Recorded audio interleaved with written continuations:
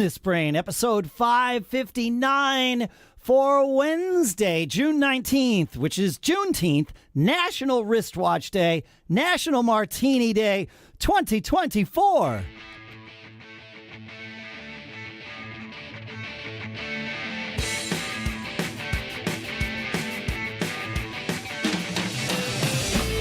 Greetings, folks, and indeed, welcome to Business Brain, the show where we take an idea or six, we dissect them, we discuss them, we analyze them, we use them to tune our business brains collectively every single time we get together for an episode. And here today in Durham, New Hampshire, with some flaky internet, it seems, maybe, I don't know. I'm Dave Hamilton. I do know that. Yes. And I'm out here still on the West Coast. I'm Shannon Jean. We'll see how long this lasts, whether Dave's and Dave, all the knobs and the smart stuff is in Dave's studio. So without him, we're kind of messed up. It's just we're host. Yeah.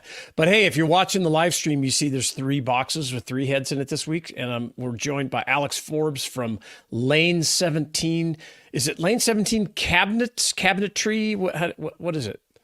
Oh, it's Lane 17 Cabinet Company. It's Cabinet Co. for short. Yep. Oh, that's cool. Yeah. So I met Alex on X. God, has it only been like 4 or 5 months ago? Maybe. I don't know how, but I think it's only been 5 or 6 months max. Yeah, but we've probably exchanged a few thousand messages back and forth in our group that we hang out with. So, Alex, I'm thrilled to have you here today. I want to learn more about you, your business, what you have going on. So give us some background on, go back a little further than Lane 17. What's your entrepreneurial journey? How'd you get there? Were you always in business? Did you work for somebody else? Give us the rundown. I think like going way back, I grew up in a family of small business owners. So mom's and dad's side, grandparents, like nobody had a regular W-2 job. They always supplied those W-2 jobs. And, I kind of grew up in that environment. My dad's side of the family, they had Forbes Brick. It was a brick and tile distribution business that started back in the 60s. My grandpa on my mom's side, general contractor. I think he was a master electrician, all that. So I was exposed to that without really knowing what it meant growing up. So I think that rolled into the typical, I did the lawn mowing business. I did, pressure washing. I did all that kind of stuff in high school. Never really had a real job. Got to college and graduated with a business degree in finance and had my first real dose of the real world, which was a corporate job out of school. And I did that for a year. And I was a commercial real estate brokerage. And it's what you think. I was 22 years old, baby face, trying to get 6-7 figure deals. That's not happening. So it was 100 cold calls a week for a year. And I'm like, something's got to change here. So I kind of resorted back to what I was brought up seeing, which was I'm going to start a business. And I want to figure out how to do that. That's cool. Well, yeah, if you're gonna put the work in, it might as well be for you. Yeah. Well, so what led to Lane 17 was that in the summers between school, hobby, free time after this miserable job that I have, I was always tinkering with stuff. I like working with my hands. I like building things. I gravitated towards woodworking. So the name Lane 17 comes from a real place, kind of in central Maine. My family has a couple cabins on a lake up there, and my uncles they each have 2 different cabins. They have a wood shop overlooking a lake. I went to a summer camp up there for like 2 months where I was exposed to like shop class for the first time because my high school had cut that by the time I was in school. Yep. And, so Lane 17 is a real place. It's Fire Lane 17, which are like the inlets to the lakes that the city refers to them as fire lanes. That's cool. And our cabins are on Fire Lane 17. So that's kind of where I learned the craft and I was exposed to it. And I love doing that stuff. So when I was miserable at my job, I figured, how do I go? I'm very much I'm going to dive in head first. There was no business plan. There was no, perfect analysis of how this is going to work. It's just, I'm going to quit my job. I got a table saw. I got some other stuff. I crammed them into a 1-car garage at my mom's house where I was living at the time at like 23. And I started making cutting boards and just figured out how to sell those to people. And that's just really how I dipped my toes in the water. But there was no turning back because I had quit my job. So I was fully in at that point. That's cool. I love it. It's like there's no choice, right? Once you take that, you burn the boats. And Okay, and I think I saw you.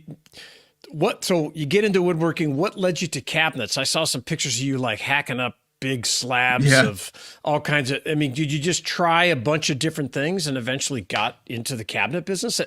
It looks. I'm a terrible finished. Well, I'm just not a finished cabinet. Anything I can't do. Every hammer. You're good with a framing hammer. Framing hammer.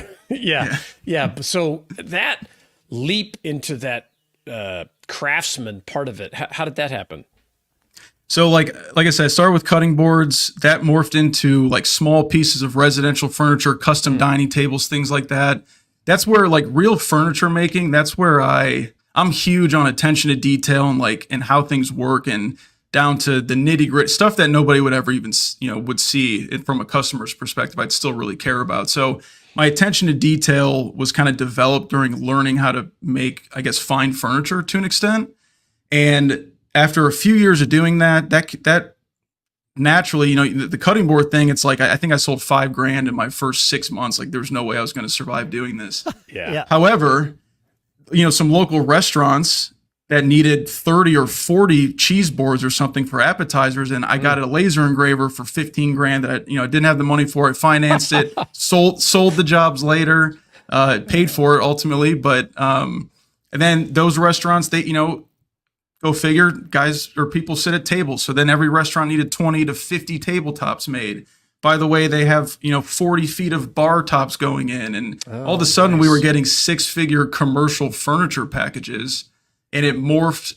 Furniture is a weird thing where it became like I needed equal parts production and equal parts craftsmanship. And that's like a very difficult thing to scale, especially from access to labor has been very tough, skilled labor lately. So right around 2020, coincidentally, COVID was kind of like the best thing that ever happened to our business, because that's when we realized we needed to get away from furniture, which was a difficult business to scale through other people. Like my business partner and I were great, but we were very limited with just the two of us.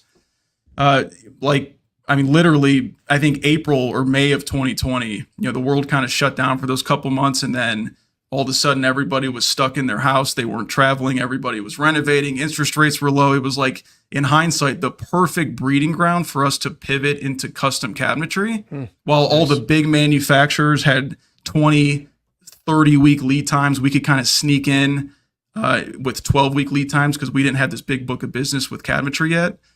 And it's kind of similar to how I started with cutting boards. It's just like we had some of the equipment already, but we just dove in. And I think the first kitchen project I ever accepted was $40,000 or $50,000 kitchen that we had no business doing, but we killed ourselves to make sure it was it was right and it was perfect on site. And we just cut our teeth for a couple of years that way until we really learned about flow and operations and lean manufacturing and engineering and real production systems. And I think, so that was 2020. I think by the end of 2020, we had cut out furniture. We totally transitioned the business. We were Lane 17 design company before. We switched to Lane 17 cabinet company, a slight little rebrand. I deleted everything off social media that used to be furniture. And I guess I had this, to back up a little bit, I had this aha moment that really solidified it for me, 4 or 5 years ago, was that I was, $3,000 pre-2020 prices before all the inflation and material costs. It was tough to sell a $3,000 or $4,000 custom dining room table. At least I'm in Cleveland, Ohio, so it's we don't have the budgets like you have out in Northern California. And that's terrible. Anyway, so people were dogging me on price for $3,000 or $4,000 table, handcrafted, totally custom made, and behind me, I'm in their dining room. Behind me in their kitchen, they had spent at least $30,000 on custom cabinets. And I was already pretty well connected with interior designers and even the homeowners that we kind of attracted. And I'm like, we're talking to the right people here, but we're selling them the wrong product. And I think we need to be selling the things behind me. And how do we make that happen? That's kind of what led to this rabbit hole of figuring it out. All right. So this is fascinating to me because I've seen this in some businesses that I've had where I don't want to say by dumb luck. I mean, for you, I'll say it for me, for sure. That, by dumb luck, you find yourself in a scenario where the market, leads you, some change in the market, some market evolution, macro evolution. For you, it was COVID. I've had that with a business. I also had it just when sort of the internet was getting started, things like that, where the market leads you down a path where you can have short-term success. And what you did with that was used it to cash flow yourself to long-term success, right? You completely revamped. You did those first cabinets probably more by hand than you would ever want to admit, right? Yeah, right. Yeah. And you just like sweated through it in inefficient ways, but got it done and learned a ton about what you would want to do the next time, and then started to systematize based on that with the opportunity that the market gave you. So you took advantage of it without putting the systems in place first, figured out that there was a long-term business opportunity, and then actually built that business sort of alongside your handmade cabinets, because it's what we do currently, kind of thing. Am I getting that right? Is that right? Yeah, and I think, unless you come with all this experience of operating a certain business, and once you get to the point, all these guys that roll up businesses and they have that system, and I think those guys also had to start somewhere. And I think the reality of seizing an opportunity is exactly what you described, and it's not pretty, and it's a grind, and it could take months or years. And I think it's easy to show that highlight reel on Twitter or X or whatever social media, but because you couldn't possibly tell, display to everybody really what it took to get to that point. And we're very much still in a grind phase, because we're a young growing business, but just to go from we don't do something to we do something and employ people to do it, that is a huge step, and a lot of stuff goes wrong and a lot of things break and you make a lot of mistakes, but that's how you learn. Absolutely. No, so I'm thank you for A, telling that story, and B, sort of re-articulating it there, because you're right. No one sees that story. It's not the sexy story that gets told on social media. No one would read it if it was out there. I mean, we've all tried. At least Shannon and I. I don't want to hear it that people are in love with the end state of entrepreneurship, not the daily grind. They don't want to hear that it was dumb luck. And then I took that opportunity to grind it out for 5 years or 10 years or whatever it is. And the grind it out, when you say that, people are like, oh, that sounds great. Like they think they understand. But even when I'm saying it now, and I literally did it, right? Just like you did, just like Shannon has. Mm-hmm. I don't have a memory. Like our memory is intentionally fallible. Do you have kids? Yeah, for only one, and she's only 15 months. So just wait. Would you consider having another one? Yeah. Okay. The only reason you considered having another one is because you don't remember what it was like those first few weeks with a baby at home, right? Yeah. I mean, like this happens to our memories. The sort of grind, the terrible parts of the grind are not the parts that we like. Our visceral memories of those go away. I'll never forget the first night at home with our second child. And I said to my wife, I was like, oh my God, how did we let ourselves get here?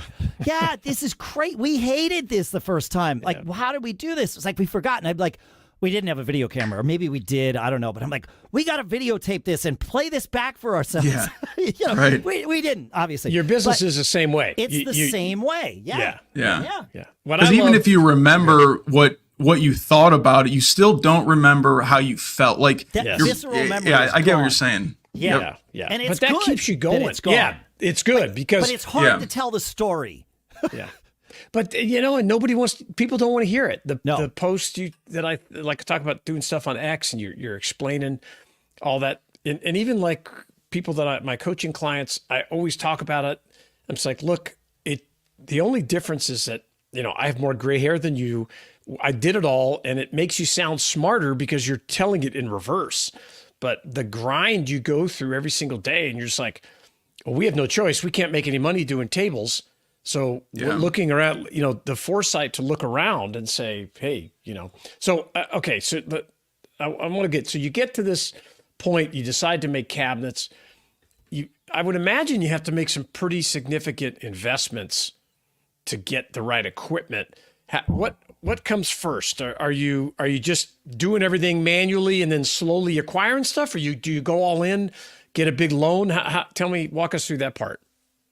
So I think when we made the decision, we had been doing furniture for like 4 years. So Lane 17's, it's only 8 years old. So we're pretty much at this point split 50%. The first half of our life has been furniture, and now the last 4 years has been only cabinets. So right at that midpoint when we made the switch, we had enough equipment that was enough of an overlap to just start. Like we had CNC equipment, we had all the basic stuff you need to get it made, but it was extremely manual. And the difference, furniture, even in let's say there's, I guess 50 tables and 50 table bases to a restaurant. That's only 100 things, 100 parts that come together. Your average, I would even say a modest kitchen is anywhere from 400 to 500 parts that need to get drilled, edge banded, assembled. Yeah. There might be 150 of them might need to get finished, whether through painted, the drawer boxes need to get finished, all that stuff. So it's the sheer volume of components moving through the system we had no idea that was even going to be like a thing to that extent. And we didn't know how to manage it. So to answer your question though, we had enough to get going. We basically had enough to feel confident or, stupid enough to accept our first $50,000 kitchen. And then we knew enough to be dangerous. We quickly realized with what we had to make a change.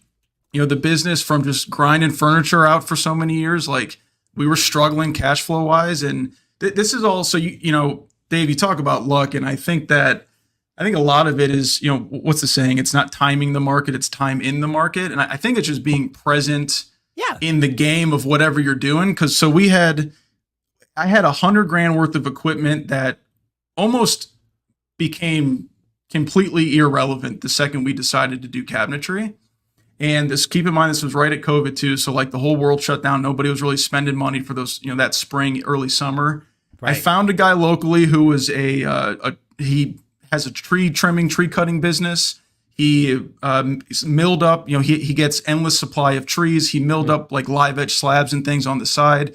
We had a ton of equipment to process big hunks of wood and planers and clamps and saws and all this stuff because we were making a lot of tables. And I sold it all to him. I compiled it, got photos, sold everything to him for $80,000. Nice. And he just in 2 weeks it was gone. And that would never happen. That's I think it was a get out of jail free card for the time that we were what we were trying to do and how we were trying to pivot. So anyway, we sold all that. I used that to get some more cabinet related equipment that allowed us to process things a little bit better. And it's we accepted that job. We were, in 12 weeks we had to deliver the machinery that we needed, got there 4 weeks later, and we just had to figure out how to put it together. We got to tell you how chaotic it was. We got that kitchen. I think a month or two after that kitchen, a developer contacted me locally. They were building a 100 unit multifamily locally here, and they wanted. Typically, they're getting cabinets from China and super cheap. They spend a few grand on cabinets for the entire unit. It's very low budget. But the developer, wanted to spend good money on some sort of statement piece, and they opted to spend anywhere from $1,000 to $1,500 on a nice white oak kind of furniture style vanity for the bathrooms. We later learned that never happens, but we all of a sudden we went from our first kitchen at 50 to this developer had $100,000 vanity order for us, and we didn't even have CAD software to make this thing, to design and make it yet. So we accepted the job, got a down payment, bought a $30,000 engineering software to really do real cabinetry production. Nice. And then made the vanities, deliver them, and figured out how to bring the whole thing together later. It was a whirlwind of a year. All right, so I want to ask this question here because it's one thing to start a business, it's and grind it out, and you start making some money. And of course, money doesn't just for anybody who hasn't done this yet, it doesn't just come in nice steady waves with a steady increase. You get these peaks and valleys, right? You get piles of money, and then you nothing for months, and then piles again if you're lucky, right? All those things. And if you do it right, I don't mean to say that everything relies on luck. I just mean, that sometimes you time things and it's right. fortuitous, right? But you're smart about it and all those things. But making those big capital investments is difficult initially, at least. Once you've done a couple of them and you realize, I've made these decisions the right way, they have paid off. Maybe not all of them have paid off, but you got your get out of jail free card, being able to sell that stuff off, those kinds of things. How was it like making that investment in the cabinet software at that point? Was that something that you hemmed and hawed over? Or did you just know, no, we've got to do this and we're going to spend it and we're going to make it back? I think so. Like to the first few years of the business, I had some cash to start the business. So we were pretty light on debt, if anything. Okay. Kind of the second phase to push into cabinetry was almost everything the business had to grow through debt. I financed, we probably have, I don't know, I'm looking out in the shop right now. We probably have $500,000 or so in equipment. I would say 250 or 300 of it is, on equipment leases or on equipment loans. And I think Shannon and I we've either talked about this or maybe connected it on this early on, this concept of just like, when your back's against the wall and you have no option but to push forward, it almost becomes easier to think about those things and take those leaps of faith. Yep. And it's funny because at the time, I think we maybe had one employee. I didn't have any kids yet. I didn't even own a house yet. We were like just kind of looking for. So I still really had no real adult obligations quite yet. Sure.